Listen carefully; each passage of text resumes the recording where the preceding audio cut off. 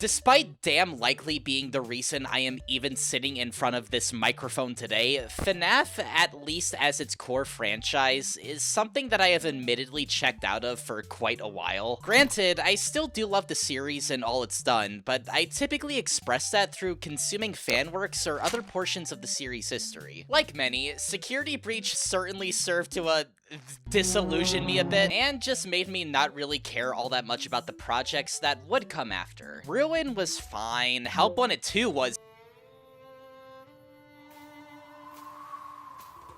All this, like I said previously, accumulating to my growing disinterest in the series, primarily getting my enjoyment of it through fan content or the new continuity that the movies are setting up. Although, in the back of my mind, and I do mean the back of my mind, there was no marketing for this game, rests the semblance of hope for my interest in the mainline continuity to be revived. Even if it took flipping everything we knew about the lore again. Secret of the Mimic. It's here. It's been here for quite a while, actually. I'm really late. Although cautious, like I am with any FNaF thing nowadays, I was absolutely intrigued about what direction this game would take. Everything that we were able to hear about it sounded about exactly what I would have wanted post-Security Breach. Free roam gameplay, but on a much smaller scale, focused on giving much more room to prioritize polish and consistency first and foremost. And honestly, Steelwool kinda nailed it. There's certainly a lot of negatives that can be said about this game. Some areas feel very repetitive, characters that get spotlighted in the marketing show up for a grand total of 2 seconds. But to be fair, that's just kind of the Steelwool special at this point. And of course, the marketing of this game being carried by a shitpost and fake content farm videos. It's not some early pirated copy of the new FNaF game. Secret of Mimic. This guy is in his fucking 30s, by the way. But despite the problems I have with this game, it is undeniable in my eyes that this might be the best game in the franchise since, like, the first Help Wanted. And considering that was 6 years ago now, yeah, it's about time. There's a lot to commend this game for. Bugs are at a pretty good minimum, the AI functions decently well, and for the first time in God knows how long, it feels like we have a story that has a definitive beginning, middle, and end. God, the wins you get in this community sound pathetic. I kid. Kinda. Gameplay-wise, there is a lot that honestly really surprised me with this installment. Our protagonist's hands being visible added a very pleasant layer of immersion, the puzzle structure felt engaging and pretty dynamic and not like fucking maser-sized, and most of all, the Mimic's omnipresent, always pursuing AI was very, very intense in some situations. I do have to give credit where credit is due. Steelwool did a really good job at building atmosphere here. Certainly notable for FNaF, but wasn't quite anything that left me on the edge of my seat. But it's not like I was expecting them to do anything that would. Until they did.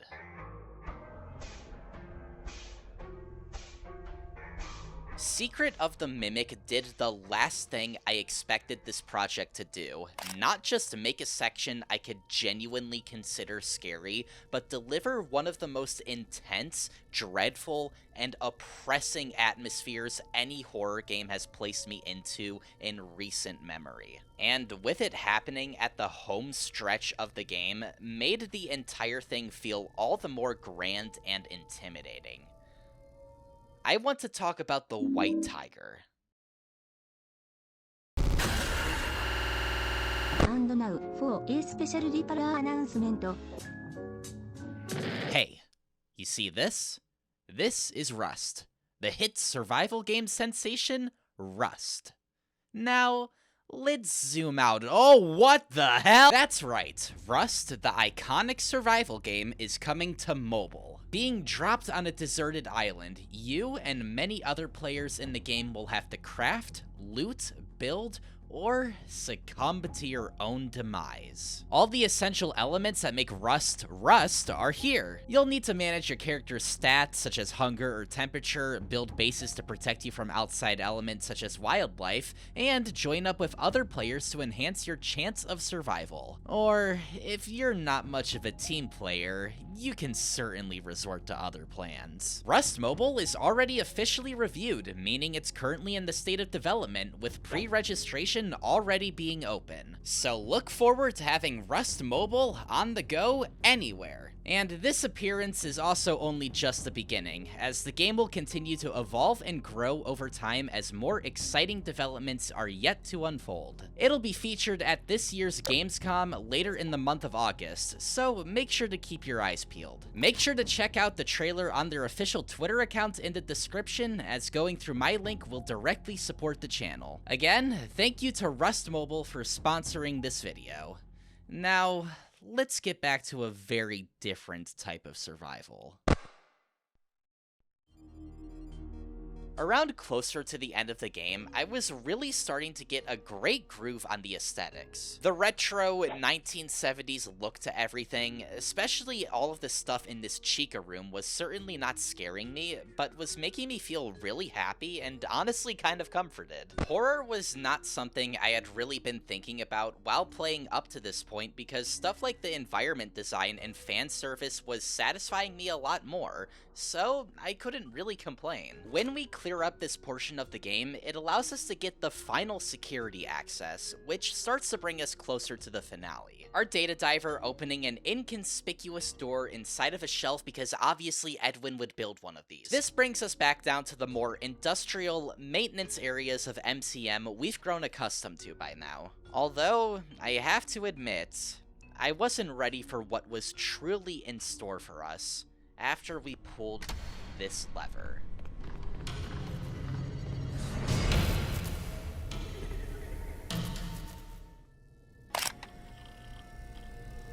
This portion of the game, although very brief, has been sticking in my head like a magnet ever since I first played it. I don't know if it's just because it subverted my expectations in what had been, up to this point, a very cushioned section of the game, but walking into this room with the white tiger's eyes flashing in the darkness, inviting you into somewhere with no explanation as to what you are currently experiencing, was a complete subversion of expectations for me. This set piece is one of the very, very few moments of the game where the threat you are facing up against isn't the M2 robot itself. Instead, it's heavily implied to be the spirit of David Murray, taking the form of his favorite plush doll, unpredictably pursuing you. Now, when I typically think of set pieces like this in other games, my mind typically wanders to one thing.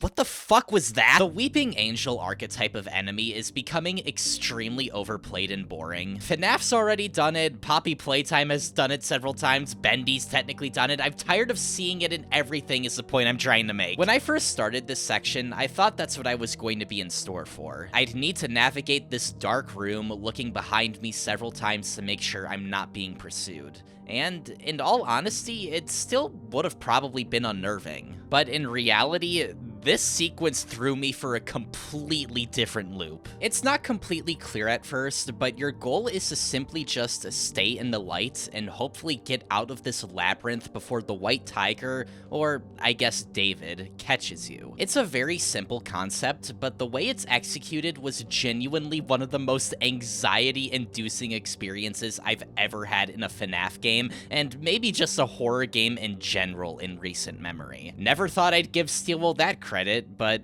happy that there's a first for everything. To really understand what makes this section so effective, we have to look at how the encounter works itself. Like I mentioned previously, this encounter doesn't play out like how one would probably expect. David's AI is very unpredictable, and so is the placement of the next spotlight that you need to migrate towards. Despite how generous the time that you get moving between spots is in hindsight, it does not feel like that way at all when you are playing. The sound design and lighting of the white tiger's eyes makes his AI feel all the more hostile. No matter where you turn, it somehow always seems to slip into your peripheral vision with its luminescent and threatening eyes. Occasionally, images of the tiger itself will also flash on screen to further disorient you. The images themselves are honestly kind of silly and definitely one of the less great executions in this encounter, but I would say they do what they are meant to do well, that being adding another level of disorientation. After following the correct path for long enough, eventually the light will shine down onto a single lone lever. Pulling the lever opens a door where we are met with a much warmer light illuminating the inside. Going further in,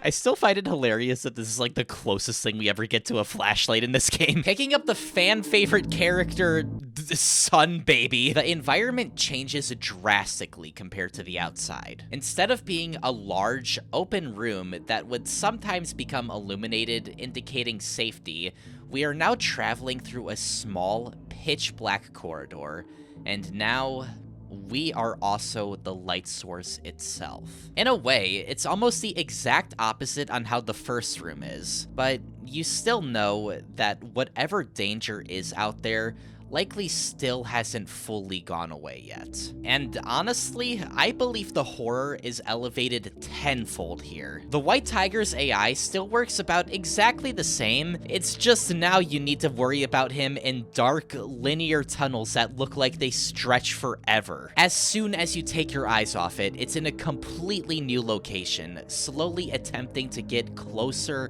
and closer. But if you thought things couldn't get any worse after collecting the second star, baby,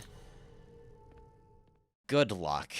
Now, shrouded in complete darkness, you are forced into the final stretch with the White Tiger. This portion, unfortunately, doesn't last for very long, but the few moments it does happen give you an extremely intense final send-off. The walls are riddled with the remains of withered mascot suits, things that can potentially get a good fake-out scare on you, adding to the already chaotic atmosphere. The way out is marked through lines you can barely make out while having to manage your threat inching closer and closer to you. The shuffling and children's laughter getting louder and louder until...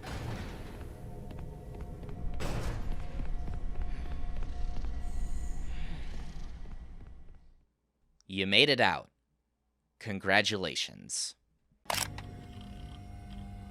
If you decide to get the bad ending, this area is essentially the final boss of the game. Although I believe the extra 30 minutes of content to be more than worth it, this final stretch would have been, and still kind of is, a very killer way to end the game. And would be one of, if not my primary example of how T-rated horror can absolutely work. Despite featuring no blood or gore, the atmosphere and intensity of this sequence triggered a level of dread in me that I could only compare to the first time I played like the beginning hour demo of Resident Evil 7 almost an entire decade ago. There's a level of uncertainty and pure unpredictability here that makes it feel like as if you're being dropped into a completely different game. The White Tiger works nothing like how M2 has been shown to act with us, and it is made as explicit as possible that the Mimic is not the threat that we are dealing with down here. Having us encounter the spirit of David Murray hidden in the depths of the factory's walls is not only fan service for that reason, but also an immediate slap in the face to the player that you need to lock the fuck in down here. With this game being almost entirely centered around just one core enemy, having a section like this to throw you off enhances that uncertainty and disorientation that I have been so prevalently talking about. So much so that I believe that's a big factor as to why the second scariest portion of this game is also as effective as it is. Okay, so I won't talk too much about Moon, as this is meant to predominantly be a White Tiger-centric video, but this does certainly serve as another example as to how Steel Wool cooked. The only reason why I don't regard it with as much praise is because it's a very secretive and optional area of the factory, and it doesn't offer you that heavy of a reward, only being necessary to get that secret third ending. Its premise is similar to the White Tiger, but with an enemy that works a lot like the Mimic. Though I think this set piece is a lot scarier in hindsight when you learn that this is likely not the Mimic, but rather the very first documented possession in the FNaF timeline. That's as far as I'll go there. Knowing modern FNaF lore, this guy's gonna be revealed to be like the